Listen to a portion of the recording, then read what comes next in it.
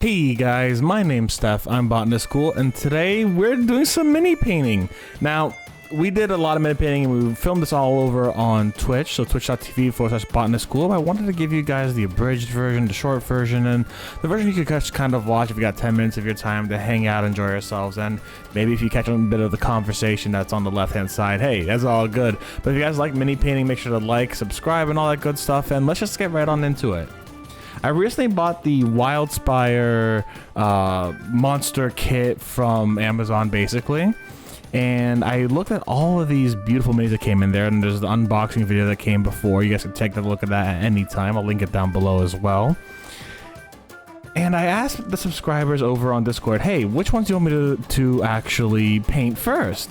And everyone's like, oh yeah, I want to see these little shroomy boys being painted. We love the little mushroom boys. I'm like, fuck yeah, let's do the mushroom boys. I love them too. They are so cute. They are so great. And honestly, I'm very proud of how they both came out. I decided just as stream started, like, hey, I want to make these mushroom boys based off of the mushrooms from Tears of the Kingdom or Breath of the Wild.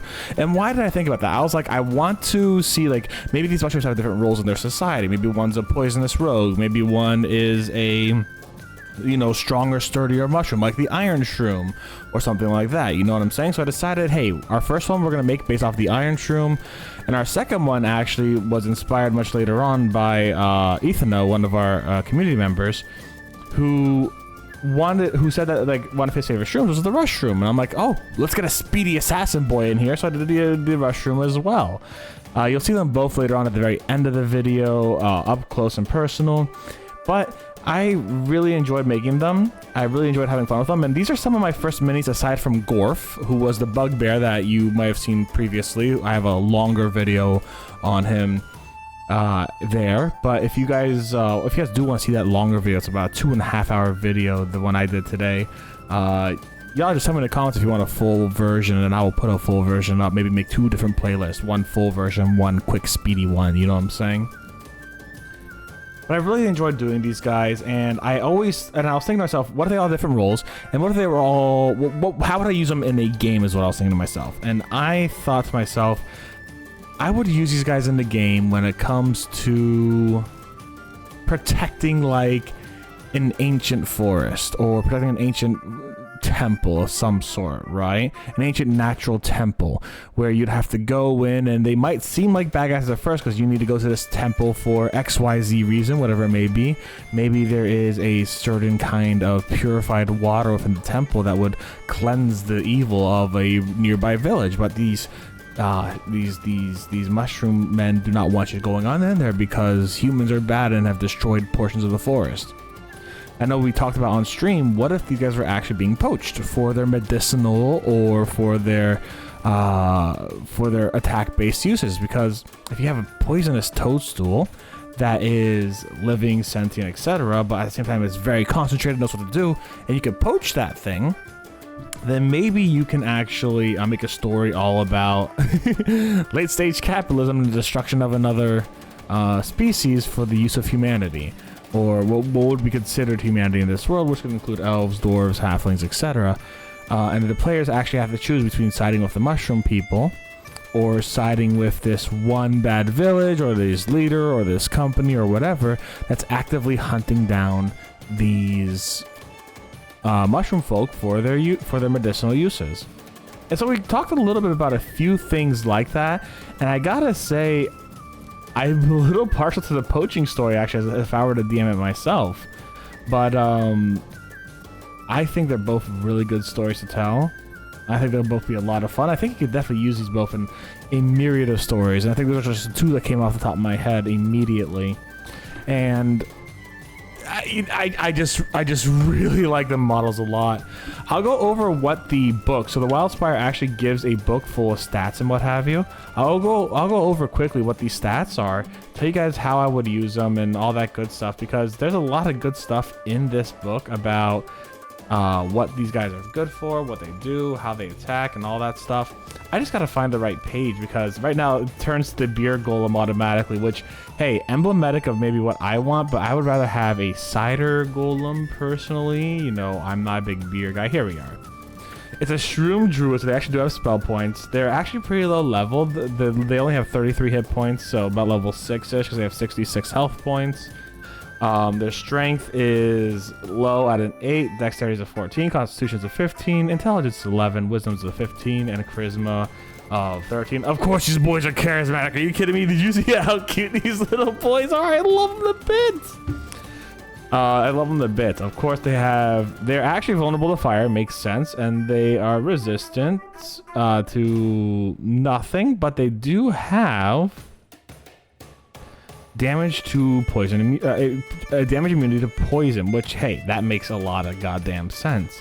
Yeah, blind sense, they speak the language of shroom. I love it.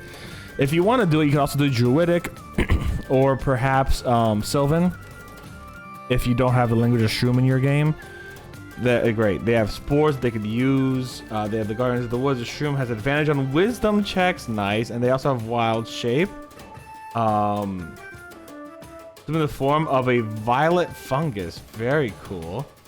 The druid the shroom druid is a second level spellcaster, spellcasting ability of wisdom. That's actually pretty great, with spells of entangle, good berry, speak with animals, and detect poison and disease.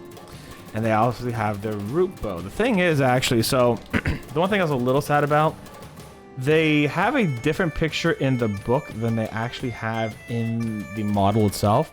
The model itself has a staff, while the picture in the book has a cute little bow that I absolutely love, and just notches the bow, and you know, it's so adorable. I absolutely love it. But they are two very different pictures, and you know, what have you, on the actual on both the model and both the book. So it's a bit of a shame. I like the bow idea, but like, hey, I guess you could say you can replace it with a staff, like a root staff, if you really want to, and probably do the same amount of damage. Let's see. But then what it makes, I mean, anything that is a finesse weapon, I guess. Maybe they even have like a wooden short sword, like a traveler sword from let's say Knights of the Old Republic, Tears of the Kingdom. That could kind of be like really cute. But they have a staff there, or you could just say like, oh, maybe the staff turns into a bow when magically inclined or something, which is something that I would probably do, honestly speaking. Have you have a sword or staff that turns into a bow. And honestly, they make a pretty good mid-level, you know, level 5, level 6 kind of, not, obstacle is the best way to put it. 'Cause I don't think these guys, they're lawful good, according to the book. So like, I don't think you could just be like, they are evil trying to kill you. I mean, unless you really want to, but like, that's mean. These boys are cute, they're lovely, they have done no wrong. I have never seen them do wrong, and I will say that for the rest of my life. These boys do no wrong. But there's a lot of cool ideas where you could have them head to head. These guys are protecting the forest, they're protecting a temple, they're protecting an area from humans, from elves, from dwarves, from yada yada. Maybe they actually like elves.